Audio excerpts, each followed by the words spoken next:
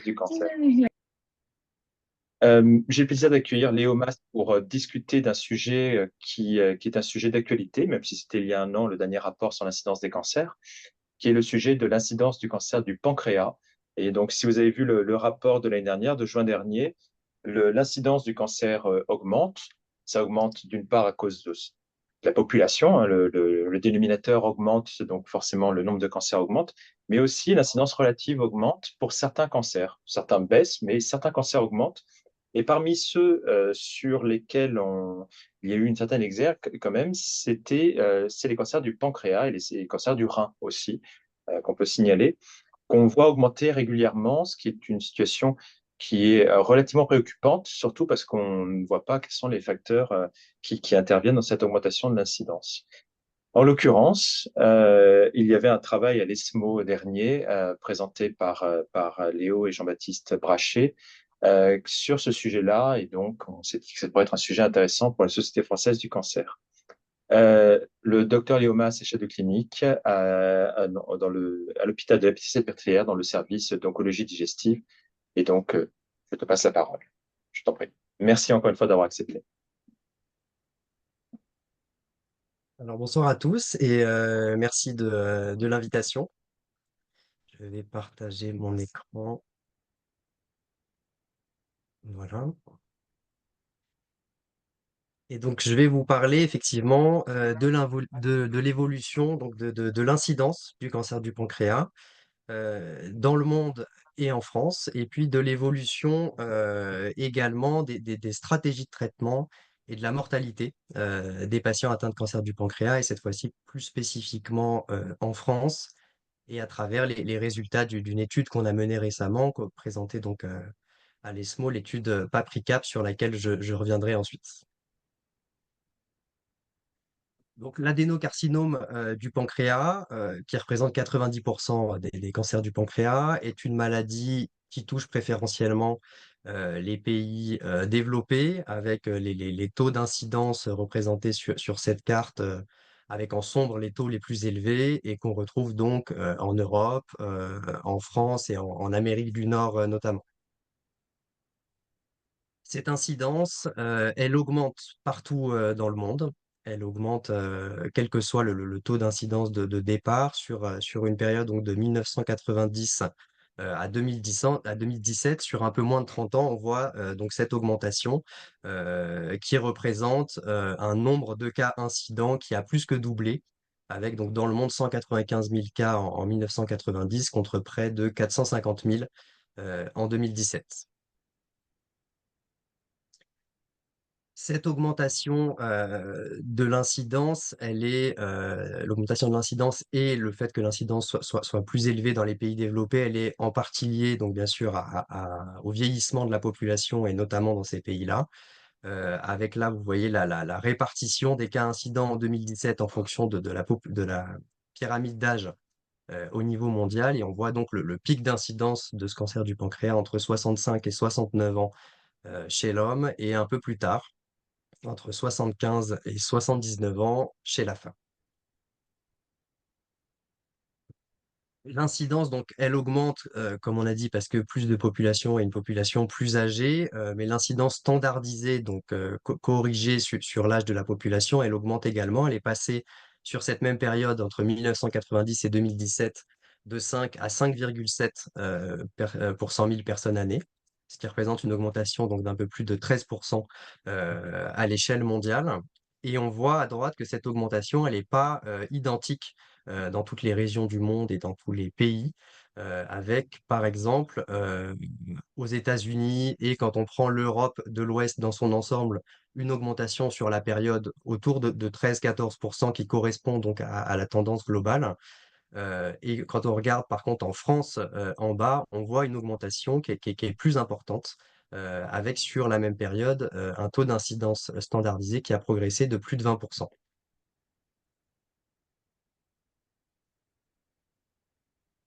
Dans le monde, en 2020, le cancer du pancréas ne fait pas partie du top 10 en termes d'incidence à gauche, mais se place comme la septième cause de mortalité par cancer. On voit près de 5% des décès par cancer au niveau mondial. Quand on regarde les données les plus récentes aux États-Unis avec les projections de cas et de décès par cancer pour 2024, on voit le cancer du pancréas qui se place en termes d'incidence en 10e position chez l'homme, 7e position chez la femme. Et en termes de mortalité, par contre, c'est la troisième cause de mortalité par cancer aux États-Unis aujourd'hui. Et en 2024, là, pour la première fois, on voit, alors chez la femme uniquement, mais on voit le cancer du pancréas en termes de nombre de décès passer devant le cancer colorectal aux États-Unis. Il reste derrière chez l'homme, mais de très peu. Donc on s'attend très prochainement à ce que le cancer du pancréas devienne aux États-Unis la deuxième cause de décès par cancer. En Europe, cette incidence, elle augmente aussi donc de manière significative, on l'a vu. On a les cas incidents donc non corrigés sur l'âge, sur la figure en haut, et avec les projections ensuite en orange. Hop, pardon, je reviens. Les projections en orange ensuite pour les cas jusqu'à 2040. Et donc, on voit ce nombre de cas qui va croître sensiblement dans les prochaines années, avec donc dans ces projections le cancer du pancréas qui devrait représenter au niveau de l'Union européenne près de 150 000 décès par an en 2040.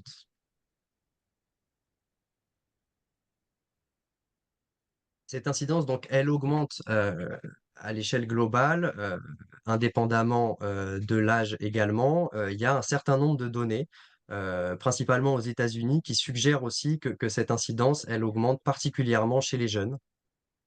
On voit dans cette étude-là, sur la période 2010-2019, les cas de cancer digestif diagnostiqués chez ces patients avant 50 ans, avec une augmentation significative pour les cancers du pancréas dans cette population jeune, avec un pourcentage d'augmentation de l'incidence standardisée pour le cancer du pancréas de 2,5% par an dans cette population jeune et par ailleurs une augmentation qui semble plus importante chez les jeunes femmes que chez les jeunes hommes, avec, on voit, une augmentation de plus de 3% annuelle chez les femmes contre 2% chez les hommes. C'est ce qu'on voit aussi dans cette étude, toujours aux États-Unis, cette fois-ci sur une période plus longue, entre 1995 et 2014, et où ils décrivent également donc une évolution annuelle du taux d'incidence standardisé pour le cancer du pancréas, qui augmente de manière significativement plus élevée chez les patients les plus jeunes. On voit à gauche de la courbe les patients donc avant 40 ans, chez qui on voit un pourcentage d'augmentation de l'incidence plus élevé que chez les patients de 40 ans et plus, où après cette évolution est assez homogène. Toujours aux États-Unis, une troisième étude sur la période 2000-2018, cette fois-ci qui renforce encore les données qui montrent une évolution distincte chez les jeunes femmes. On est toujours chez les patients qui développent des cancers du pancréas avant l'âge de 50 ans. Et on voit donc nettement, alors en haut, donc chez les patients entre 35 et 50 ans, on voit une courbe pour les femmes avec qui est plus pentue que chez les hommes. Et puis, la différence est encore plus marquée chez les patients encore plus jeunes, avant 35 ans, où on voit cette courbe pour les femmes qui clairement se distingue de celle chez les hommes avec une augmentation beaucoup plus rapide. Donc ça, c'était à l'échelle mondiale et en ce qui concerne surtout les patients jeunes aux États-Unis. Quand on regarde les données qu'on a en France, c'est celle-ci. Donc effectivement, le dernier rapport de l'INCa l'année dernière, où on voit une augmentation de l'incidence de certains cancers, et notamment du cancer du pancréas. Vous avez à droite, donc en orange, les évolutions chez les hommes, et en bleu en dessous chez la femme, avec donc un nombre de nouveaux cas entre 1990 et 2023 qui a augmenté de 300% chez l'homme et de près de 400% chez la femme. Et en taux standardisé sur l'âge, une évolution annuelle donc de plus 3,3% par an chez la femme et plus 2,3% par an chez l'homme. Donc là encore, on a une confirmation en France de cette augmentation de l'incidence du cancer du pancréas et une tendance à une augmentation qui serait plus forte chez les femmes. Toujours en France, en 2018, le cancer du pancréas, ça représente 11 500 décès. C'est la quatrième cause de décès par cancer.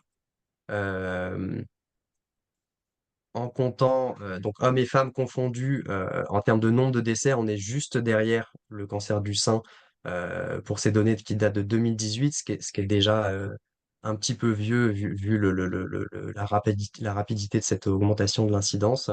Très certainement qu'aujourd'hui, en termes de mortalité par cancer en France, on est également avec le cancer du pancréas comme troisième cause, comme ce qu'on a vu aux États-Unis. Alors ça, c'est des données intéressantes qui ont été présentées au GIFOD cette année.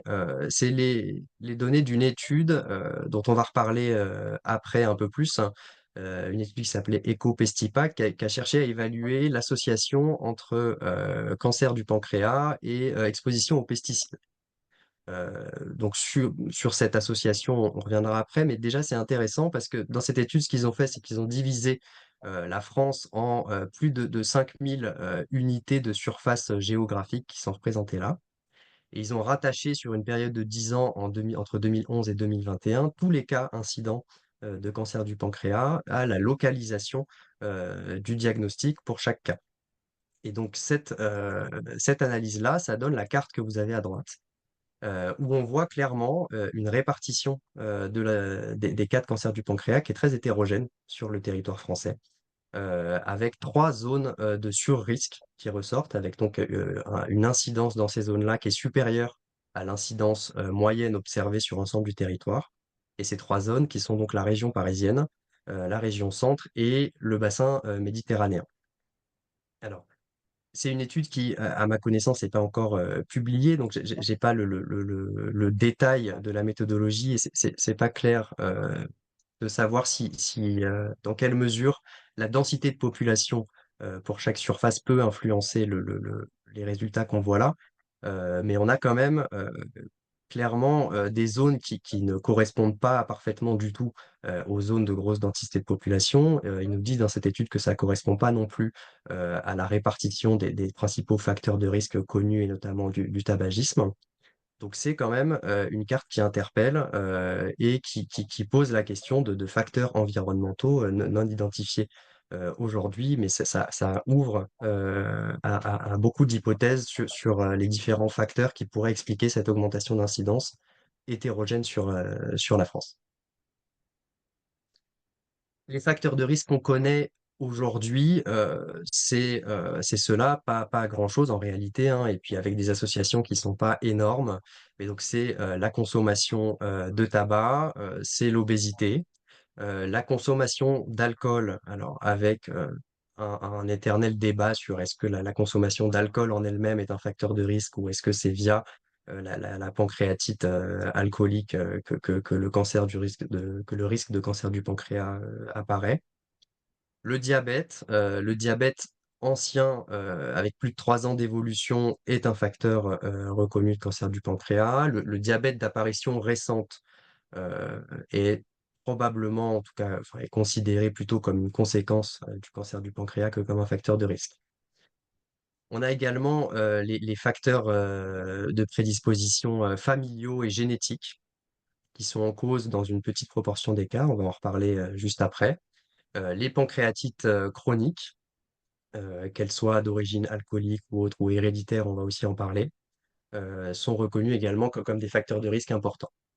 En dehors de ça, on n'a pas grand-chose. Et puis en bas, à noter quand même un certain nombre d'études qui ont montré au contraire un effet protecteur de l'allergie pour le cancer du pancréas, du terrain atopique, avec une réduction significative de l'incidence des cancers du pancréas chez cette population allergique atopique. Donc, assez peu de facteurs de risque identifiés finalement. Et quand on regarde, quand on essaye d'estimer la proportion de cas de cancer du pancréas et de décès par cancer du pancréas attribuables à ces différents facteurs de risque. On a des chiffres qui sont de l'ordre de 25 à 30% des cas attribuables au tabac et entre 5 et 10% des cas attribuables au diabète et ou à l'obésité. Donc, ça laisse quand même une grande proportion de cas pour lesquels on n'identifie pas de facteurs de risque à l'origine de ce cancer, et notamment, enfin, et notamment on n'a pas là-dedans de facteurs de risque qui expliquent a priori cette augmentation d'incidence particulièrement importante, notamment en France, dont on vient de parler. Les facteurs de risque génétiques qu'on a évoqués, donc en gros, on a 5 à 10% des cas de cancer du pancréas qui sont jugés en lien avec une prédisposition génétique. À l'intérieur, la majorité, 80 à 85% de ces cas-là, sont liés à une agrégation de cas dans la famille sans qu'on identifie une mutation germinale constitutionnelle à l'origine du cancer. Donc on a dans ces familles-là un risque relatif qui est plus élevé que dans la population générale, qui est d'autant plus élevé qu'il y a plus d'apparentés atteints dans la famille, avec on voit chez des patients qui ont deux apparentés au premier degré atteints, un risque relatif qui est de l'ordre de 5 à 7, et on passe à plus de 30 avec trois apparentés atteints. Pour ce qui est des mutations constitutionnelles qu'on peut identifier et qui sont associées à un surrisque de cancer du pancréas, on a trois syndromes principalement qui sont associés à un risque nettement supérieur. C'est les pancréatites héréditaires génétiques liées aux mutations du gène PRSS1, les mutations de CDKN2A et puis le syndrome de Peutz-Jeghers avec les mutations de STK11. Et donc, dans ces cas-là, on a des risques relatifs et un risque de cancer du pancréas à 70 ans qui sont très élevés, de l'ordre de 40 à 50% pour les pancréatites liées à PRSS1. D'autres mutations également sont identifiées, d'autres syndromes génétiques sont associés au cancer du pancréas avec des risques qui sont beaucoup plus faibles, et notamment les mutations constitutionnelles des gènes BRCA, principalement BRCA2 dans les cancers du pancréas, avec un risque relatif, vous voyez, de l'ordre de 2 à 10, et le syndrome de Lynch, avec une mutation constitutionnelle d'un des gènes du système MMR, le syndrome de Lynch, qui s'associe donc aussi à un surrisque de cancer du pancréas.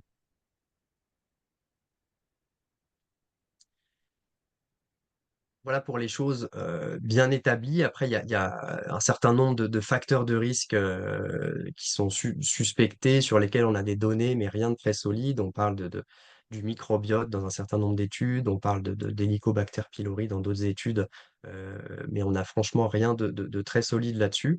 Euh, et il y a cette étude donc, sur laquelle je reviens, l'étude EcoPestipac, que j'ai trouvée très intéressante, dans laquelle ils se sont attaqués à évaluer donc quelque chose de très compliqué, c'est l'association entre exposition à différents pesticides et l'incidence du cancer du pancréas.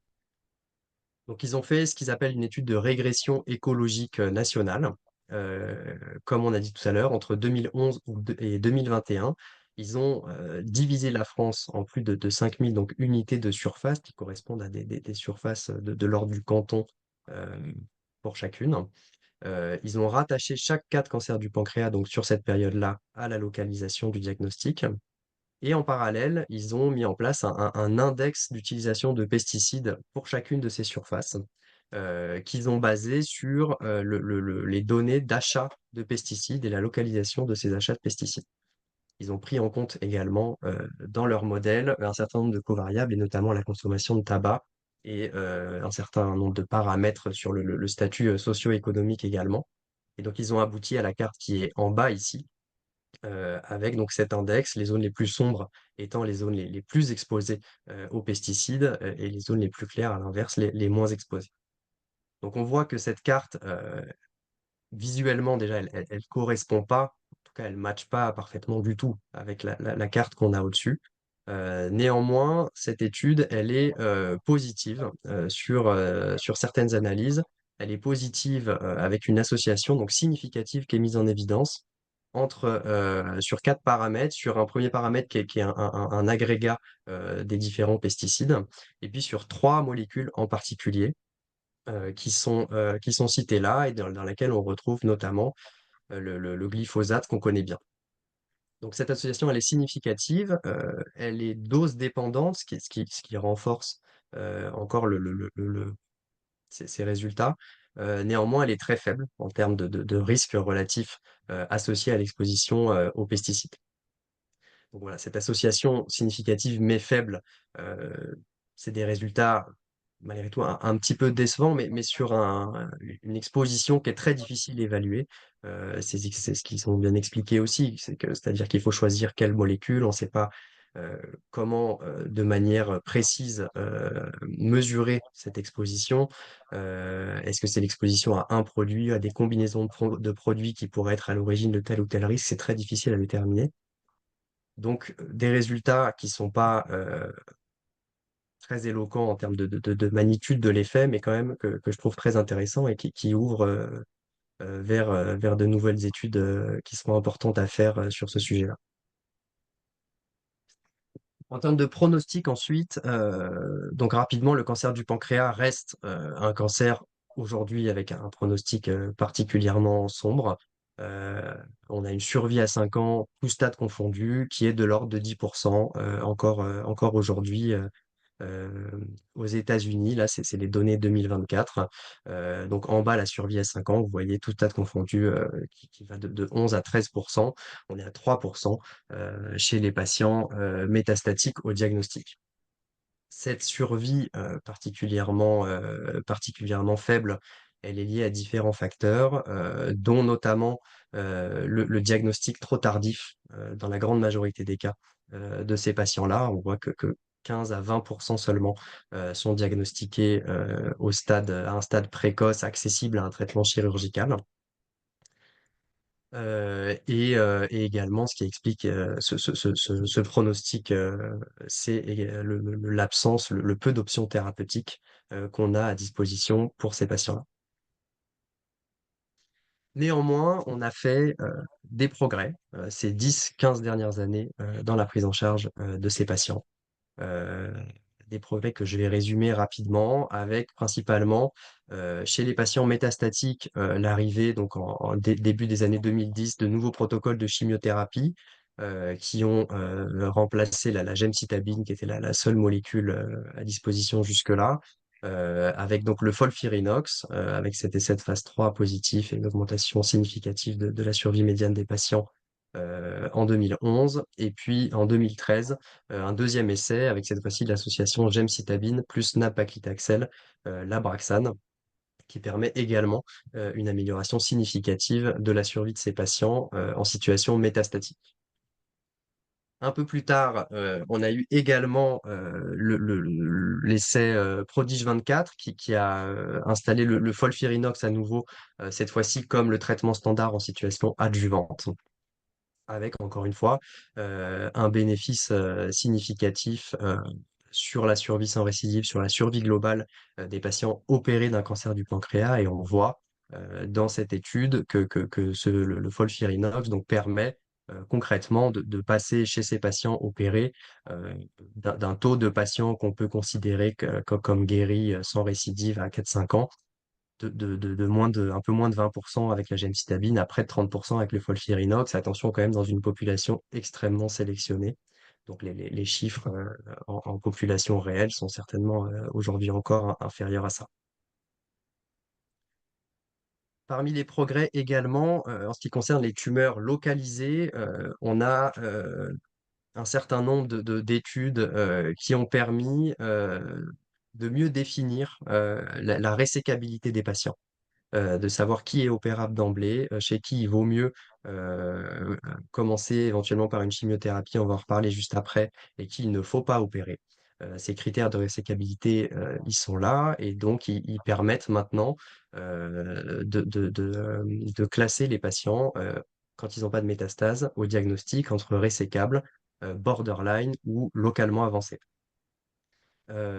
Également ont été introduits dans la pratique courantes, ou en tout cas ont été établies dans les recommandations sur ces 10 dernières années, la réalisation d'une IRM hépatique avant d'opérer les patients, qui permet d'éviter d'opérer un certain nombre de patients avec des métastases hépatiques qui n'avaient pas été vues au scanner, et qui donc ne bénéficiaient pas, bien sûr, de cette chirurgie lourde. Et puis, en plus de cette IRM hépatique préopératoire, est recommandé maintenant de prendre en compte le dosage du CA 19-9 également en préopératoire, avec un cut-off qu'on fixe en général à 500 pour identifier les patients qui, malgré une maladie résécable scanographiquement, sont probablement des malades avec une maladie déjà micrométastatique qui ne bénéficieront pas non plus d'une prise en charge chirurgicale, en tout cas d'emblée. Donc, des meilleurs critères pour sélectionner les patients. Et ensuite, toujours chez les patients localisés, un certain nombre d'études qui ont permis de démontrer un bénéfice des traitements, des stratégies de traitement néoadjuvant et d'induction chez les patients opéra. Ces études, deux principalement, l'étude ESPAC 5 et PREOPANC 1, dont vous voyez les courbes ici, elles ont permis de démontrer un bénéfice assez clair euh, à cette stratégie néoadjuvante. Alors c'est un peu hétérogène, on parle de radiochimiothérapie ou de chimiothérapie avec notamment du FOLFIRINOX, mais globalement le traitement néoadjuvant améliore les résultats chez les patients qui ont des tumeurs borderline. C'est quelque chose d'assez admis.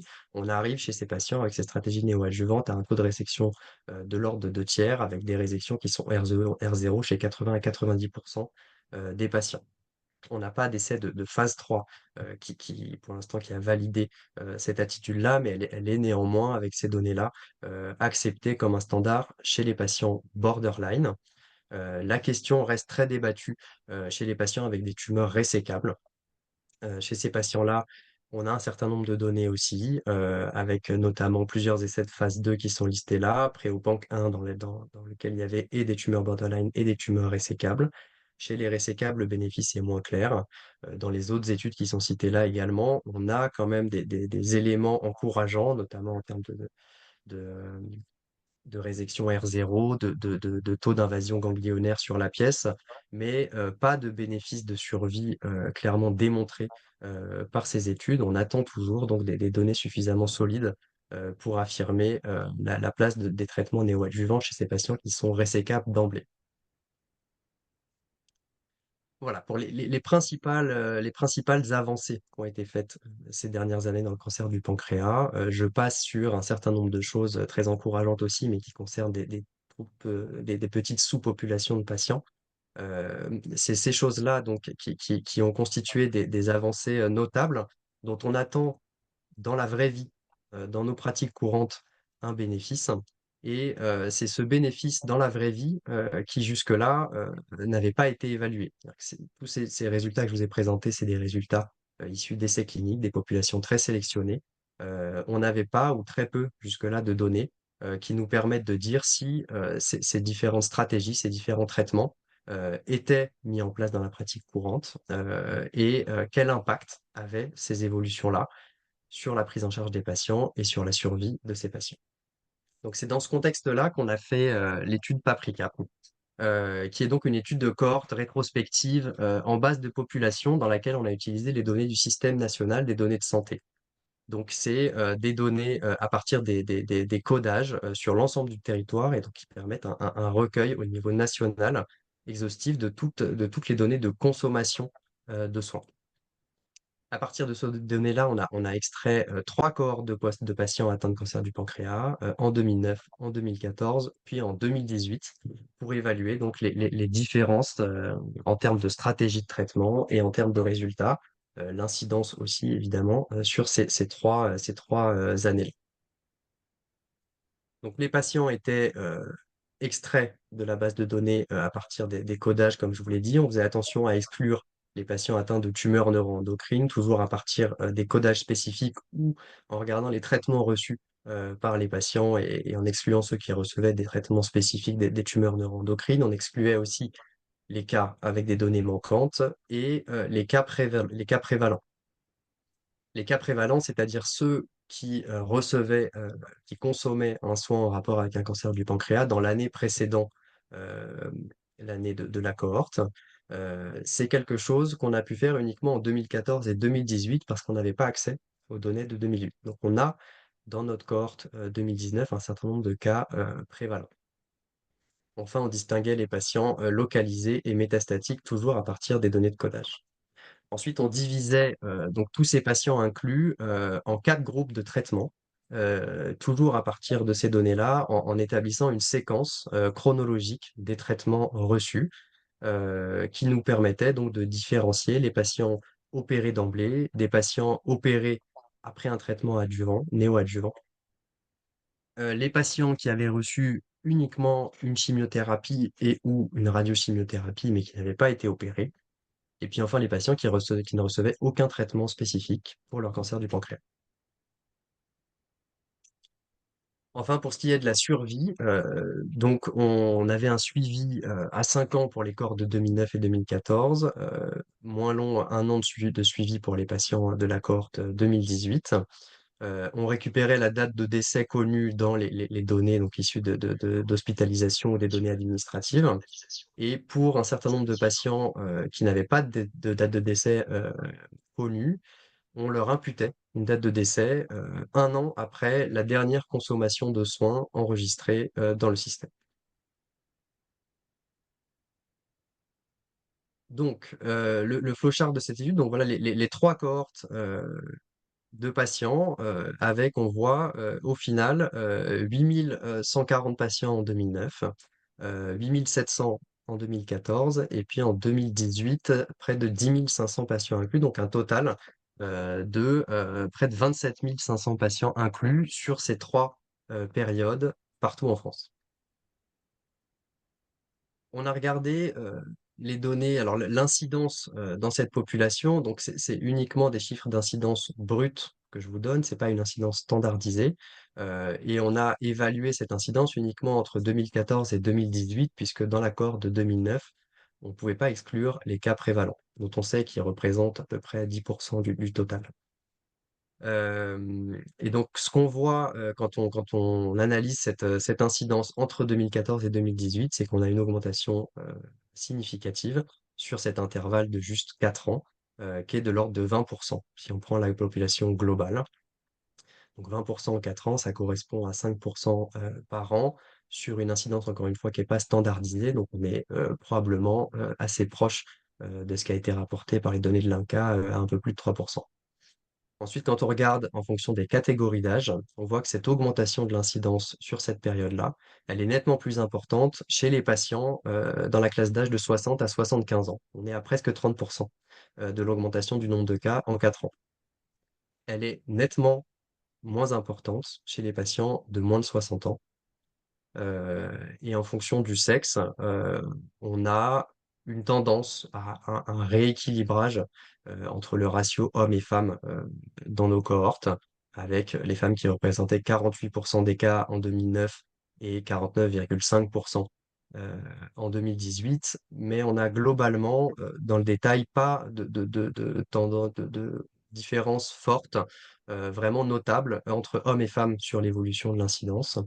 Et on retrouve pas non plus une augmentation particulièrement importante et certainement pas plus importante chez les patients les plus jeunes.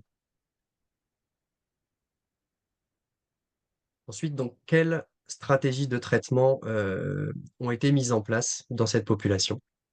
D'abord, quand on s'intéresse aux patients localisés. Chez les patients localisés sur ces 3 périodes, on observe principalement 3 choses. La première, c'est que de moins en moins de patients ne reçoivent aucun traitement. On passe de 44%, presque la moitié des patients en 2009 qui ne recevaient que des soins de support exclusifs, à 32% en 2018. Une diminution qui est nette. On a quand même, en 2018, chez des patients localisés, toujours près d'un tiers des cas qui ne reçoivent aucun traitement. En parallèle de cette diminution du nombre de patients qui ne reçoivent aucun traitement, on voit une augmentation nette également de la proportion de patients qui reçoivent un traitement spécifique et une chimiothérapie seule notamment. On passe de 28% en 2009 à 34% en 2018. Le taux globalement de patients opérés ne bouge pas tellement, on va y revenir. Par contre, on a aussi une augmentation nette de la proportion de patients qui reçoivent un traitement néoadjuvant avant d'être opérés. On passe de 1 à 6%, ça c'est sur la population globale, en prenant en compte également donc, tous les patients qui n'ont pas été opérés. Quand on regarde dans le détail en fonction de l'âge, donc sans grande surprise, on voit que l'augmentation de la proportion de patients qui reçoivent une chimiothérapie seule, elle s'observe alors elle s'observe dans toutes les classes d'âge, mais l'augmentation est la plus forte chez les patients de plus de 75 ans. On voit que moins de 20% recevaient une chimiothérapie en 2009, on est à près de 30% en 2018. Et en ce qui concerne les stratégies de traitement néoadjuvant, euh, on voit une augmentation qui, à l'inverse, est beaucoup plus franche chez les patients les plus jeunes. On passe de 2 à plus de 10%, encore une fois, sur la population globale, localisée chez les moins de 60 ans, et de 1 à 8,5% entre 60 et 75 ans. Ces stratégies de traitement néoadjuvant, elles restent quand même très marginales chez les patients de plus de 75 ans. On voit qu'en 2018, ça représentait que 1,5% des patients. Alors, plus en détail pour ce qui est des patients opérés. Donc d'abord, en bas, si on considère uniquement les patients qui sont opérés de leur cancer du pancréas, on voit cette augmentation qui apparaît là beaucoup plus significative de la proportion de patients qui sont opérés en ayant reçu un traitement néoadjuvant d'abord. On passe, en restreignant sur cette population-là, de 3% en 2019 à 18% des patients en 2018 qui ont reçu un traitement néoadjuvant. Ensuite, en haut, là, c'est donc le taux global de patients qui sont opérés sur la population sans métastase au diagnostic. On voit qu'on a une augmentation assez nette entre 2009 et 2014. On passe de 28 à 34,5%. Et puis entre 2014 et 2018, une stabilisation, voire une petite baisse de la proportion de patients opérés. Là, on parle des patients opérés avec ou sans traitement néoadjuvant. Et encore une fois, donc dans ces patients opérés en 2018, on a une proportion qui a nettement augmenté de patients ayant reçu un traitement néoadjuvant avant.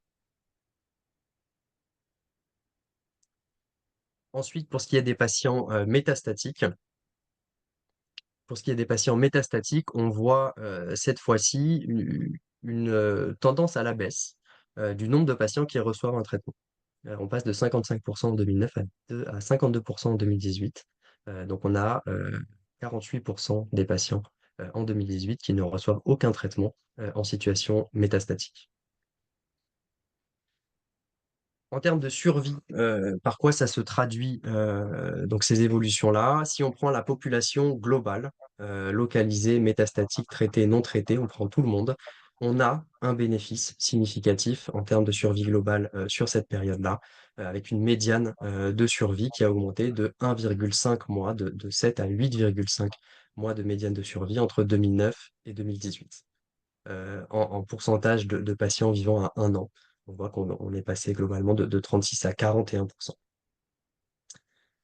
Chez les patients localisés, on a un bénéfice numériquement plus important. On voit là, donc chez les patients localisés, traités ou pas. Je rappelle qu'il y a quand même un tiers de ces patients qui reçoivent aucun traitement. Donc, en prenant en compte ces patients non traités, une médiane de survie qui augmente de 2 mois entre 2009 et 2014, qui n'est pas atteinte en 2018. En pourcentage de patients vivant à 1 an, on a gagné presque 10% sur cette décennie avec 48,4% en 2009 versus 56,6% en 2018. Et ça correspond aux courbes que vous voyez au-dessus avec donc une différence des courbes qu'on voit clairement se dissocier en fonction de l'année du diagnostic. Chez les patients localisés toujours, si on s'intéresse à ceux uniquement qui ont reçu un traitement, on augmente encore l'ampleur de ce bénéfice en termes de survie.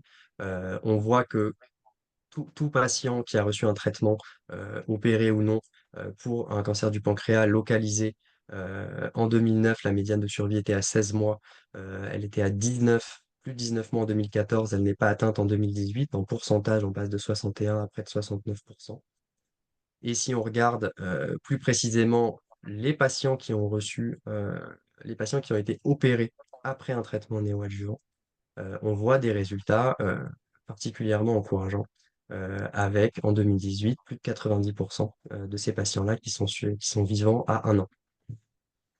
On voit également ça ressortir sur les courbes qui sont au-dessus. Alors, vous n'avez pas les légendes. On a en bleu donc les patients opérés après traitement néoadjuvant. En vert, les patients opérés d'emblée. En marron, ceux qui reçoivent uniquement de la chimiothérapie. Et puis en rouge, ceux qui reçoivent aucun traitement. Chez les patients métastatiques ensuite, on voit également donc un bénéfice significatif chez ceux qui reçoivent un traitement, bien sûr, avec un gain en termes de médiane de survie globale, qui est de l'ordre de 2 mois. On passe de 7,3 à 9,1 mois de médiane de survie en 2018 chez des patients donc d'emblée métastatiques. Et on note que l'essentiel quand même de ce bénéfice apparaît sur la période entre 2009 et 2014. On passe de 30 à 36% de patients vivant à 1 an. Voilà, pour les résultats de cette étude et donc ces données de vie réelle sur l'ensemble de la population française, qu'est-ce qu'on peut dire donc en ce qui concerne l'incidence, rien de très nouveau, que effectivement elle augmente de manière significative et inquiétante en France. On a le sentiment avec ces résultats-là qu'en France, l'incidence elle augmente plutôt chez les patients âgés et en fait moins chez les patients plus jeunes. Et on n'observe pas de différence nette, en tout cas, entre l'évolution de cette incidence chez les hommes et chez les femmes dans notre pays. Donc c'est un peu discordant avec les études dont j'avais parlé au début et ce qui est rapporté aux États-Unis. Ça pose la question probablement des facteurs de risque et de la prévalence de facteurs de risque différents entre les populations américaines et chez nous, notamment en ce qui concerne le diabète et l'obésité, par exemple. Chez les patients localisés, on voit donc 3 choses principalement. On traite plus de patients, notamment avec de la chimiothérapie et on l'a dit, plus de patients plus âgés aussi. Les stratégies néoadjuvantes, sont mises en place dans la pratique courante et semblent associées dans cette étude-là à des résultats, particulièrement encourageants. Et en ce qui concerne la chirurgie, donc la modification est faible, mais on a l'impression de voir quand même un petit peu moins de patients opérés en 2018 par rapport à 2014, avec plus de traitements néoadjuvants, ce qui peut suggérer aussi qu'on sélectionne mieux aujourd'hui ces patients avant de les opérer.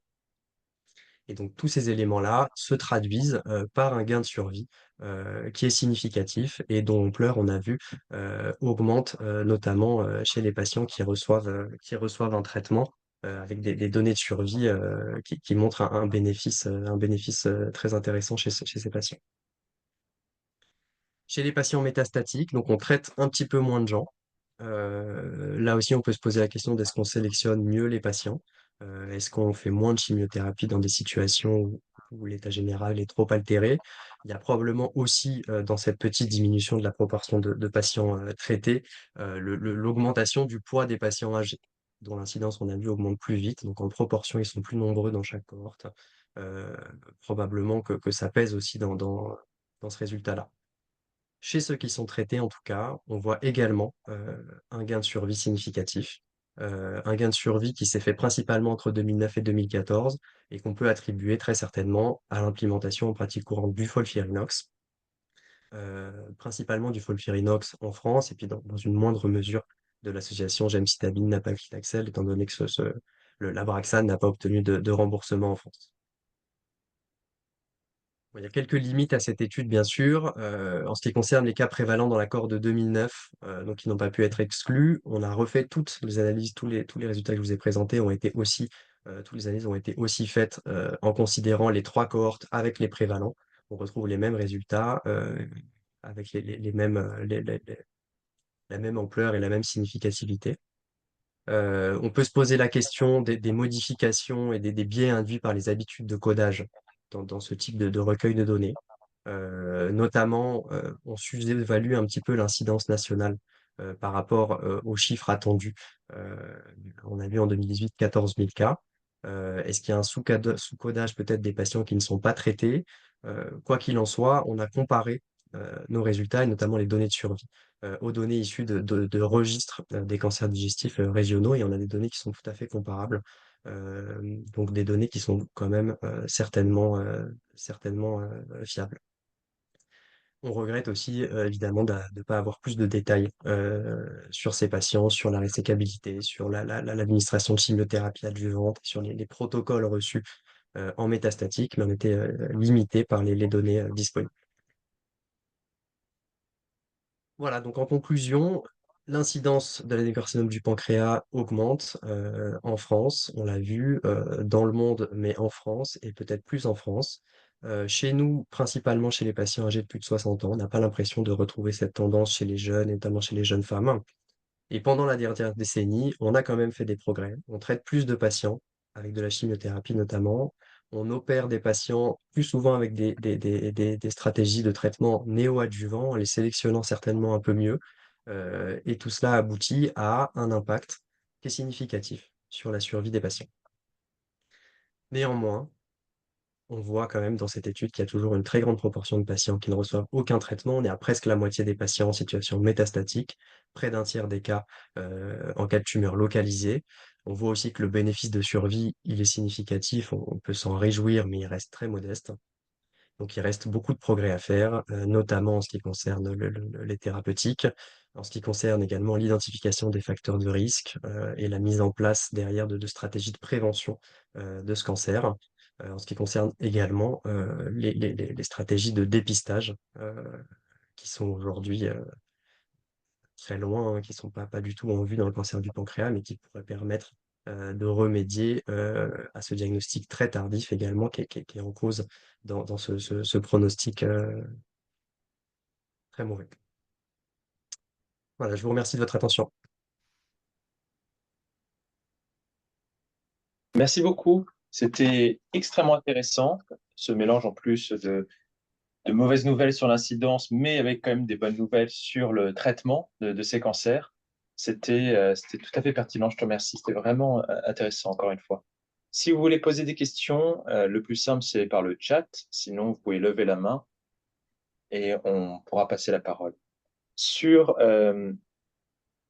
sur ces nouveaux cas de cancer, donc, ce qui est des données qui étaient données françaises, données européennes dans d'autres pays, on voit l'augmentation du nombre de cancers, on voit l'amélioration également du pronostic grâce au traitement. Est-ce que ces nouveaux cancers qui apparaissent suite à cette cause X peuvent être peut-être de meilleurs pronostics, plus sensibles au traitement ou au contraire d'évolution un peu plus indolente? Ça pourrait expliquer une partie du bon pronostic, ce ne serait pas que le FOLFIRINOX ou non, dans tes analyses? Très difficile à dire. Ce qu'on voit, c'est que, en tout cas, chez les patients qui reçoivent aucun traitement, le pronostic, il bouge pas. Donc, Ouais. c'est- s'il y avait, voilà, si ces nouveaux cas de Hmm. cancer liés à un facteur X avaient un meilleur pronostic, ce serait aussi des cas de cancer, peut-être qu'on diagnostiquerait plus tôt avec un état général moins altéré. Euh, mais Et impossible de les différencier. aucune piste, même sur des caractéristiques histopathologiques, les anapathes remarquent pas plus qu'il y a plus d'une forme ou d'une autre de cancer, qui un peu moins de stromaque d'habitude, plus de stromaque d'habitude. Non, il n'y a rien qui ressort en À ma Île-de-France, connaissance. Clermont-Ferrand, et tout ça. À ma connaissance, non.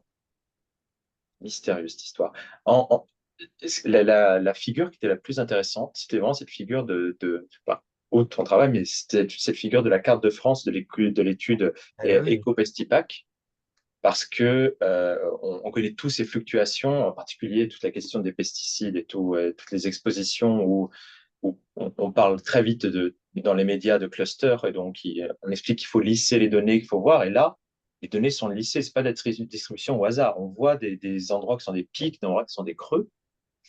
ouais, D'ailleurs, au passage, peut-être pas les pics qu'il faut voir, peut-être pas les trois régions que tu as citées, c'est peut-être que ça augmente partout, sauf dans certaines régions. Peut-être que les Bretons, eux, font quelque chose, les algues c'est vertes les possible, ouais. protègent. Ouais, C'est tout à fait. une blague. Mais bon, il y a peut-être dans l'autre sens. Euh, Est-ce que on a le même genre de granularité dans certaines cartes dans d'autres pays d'Europe pour voir pour avoir plus de régions? Moi, c'est la première fois, en tout cas, que je voyais des données géographiquement si précises sur l'incidence du cancer du pancréas. J'ai pas connaissance qu'on ait ce type de carte ou ce type de données ailleurs en Europe ou dans le monde. Nous, dans notre étude, on a les données d'incidence donc brutes par région, mais alors à une échelle donc beaucoup plus grande. Donc je suis retourné voir a posteriori ce que ça donnait un peu dans nos données. Ouais. Bon, c'est pas évident. C'est pas évident, mais quand même, effectivement, on retrouve sur l'incidence brute une augmentation qui est particulièrement forte en Île-de-France, qui est particulièrement forte en PACA, et qui est beaucoup plus faible en Normandie.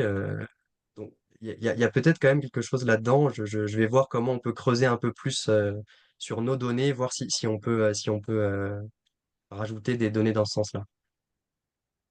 Une des réponses habituelles des gens quand on montrait ce genre de chiffres d'augmentation de l'incidence de certains cancers comme le pancréas, des cancers qui sont souvent métastatiques d'emblée, c'était de dire non, mais c'est parce qu'on arrive à mieux diagnostiquer les cancers métastatiques, il y a moins en moins de CUP, et donc en fait, on reclasse des cancers qui étaient avant des CUP et qui maintenant sont des pancréas. Quand on regarde des données depuis 1995, je veux bien Ouais. qu'on estime qu'il y a eu un vrai changement dans les examens disponibles et dans la manière de prendre en charge les patients au diagnostic. Là, je pense que quand même entre 2000, 2009 et 2018, je suis pas sûr qu'on ait vraiment beaucoup progressé dans la manière de diagnostiquer et de rapporter ces cas-là.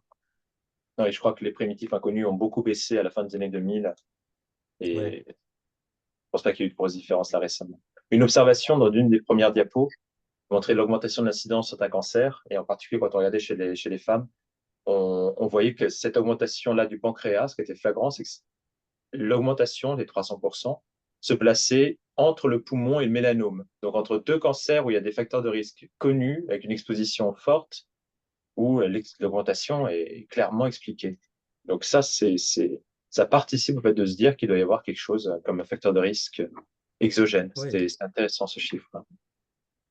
Il y avait une question, où en est la recherche thérapeutique? Quels sont les progrès en vue? Quels sont peut-être effectivement les progrès que tu vois arriver dans les prochaines années dans le pancréas? Bah, là, ce qu'on peut déjà un peu toucher du doigt, c'est des traitements ciblés sur certains sous-groupes, mais malheureusement, c'est des sous-groupes qui représentent très peu de patients, mais on a quand même maintenant chez les porteurs de mutations de BRCA germinal, les inhibiteurs de PARP qu'on peut utiliser. On a les inhibiteurs de KRAS G12C également qu'on commence à pouvoir donner un petit peu aux patients. On commence aussi dans de plus en plus d'endroits à chercher chez les patients sans mutation de race un certain nombre d'anomalies, des gènes de fusion pour lesquels on a des médicaments. Donc voilà, il y a une petite proportion de patients chez qui on commence à avoir d'autres options que la chimio conventionnelle. Après, dans le futur proche, probablement que le plus prometteur, c'est les inhibiteurs de RAS et les inhibiteurs pan-RAS ou G12D, G12V, ce qui représente pour le coup la majorité des cas de cancer du pancréas. Voilà, si on a des résultats intéressants avec ça et que ça arrive jusqu'à la clinique, je pense on pourra faire un nouveau bond, un petit bond probablement, mais Dans beaucoup d'autres cancers, il y a eu pas mal de choses autour des anti-PD1 et il y a aussi les ADC qui arrivent massivement. Anti-PD1 et ADC, pancréas. immunothérapie pour les cas DMMR, mais c'est 1% des cas de cancer du pancréas. Sinon, non, on a des données, hein, ça fonctionne pas. On fait des essais avec des bi-immunothérapies, des boosters immunitaires. À ma connaissance, pour l'instant, ça donne pas grand-chose. Et les ADC, voilà, j'ai pas notion non plus qu'on ait de résultats pour l'instant En encourageants dans cours. le cancer du pancréas. Très bien. Il y a cette fameuse réaction stromale, en fait, dans ces cancers du pancréas, très fibrotiques. Est-ce que c'est ça qui les bloque? Ça doit Il y jouer avait aussi, certainement. il y avait aussi eu un travail récemment publié qui retrouvait des débuts de cancer du pancréas multiples foyers comme ça dans les pancréas qui semblaient normaux à des jeunes âges sur des séries. Et ça, c'est intéressant aussi. Ça nous dit que le driver est déjà là avec la mutation KRAS. Il est déjà en train de se développer. C'est juste qu'il est bloqué. Donc, le cancer, finalement, Mhm. survient au moment où il est débloqué, quelque chose qui débloque. Ouais, ouais.